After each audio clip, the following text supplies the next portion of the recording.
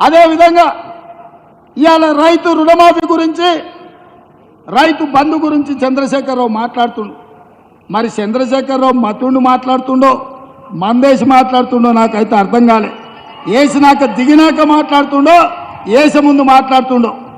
రైతు బంధు పథకం వేస్తలేరని ఓ సన్నాసోడా సోయలేనోడా చవట దద్దమ్మ దిక్కుమాలనోడా దివానగా ఈ తెలంగాణ రాష్ట్రంలో కాంగ్రెస్ వచ్చిన తర్వాత రైతు భరోసా పథకంలో 7,500 కోట్లలో 69 లక్షల మంది ఉంటే ఆల్రెడీ 65 లక్షల మందికి రైతు భరోసా పథకం వేసినాం. మిగతా 4 లక్షలకు ఈ నెల 8 తారీఖు లోపల ప్రతి చివరి రైతు వరకు ఆఖరి వరకు ఉన్న వాళ్లకు అందరికీ రైతు భరోసా పథకాన్ని మిగిలిన బకాయిలను చెల్లించే బాధ్యత మాది.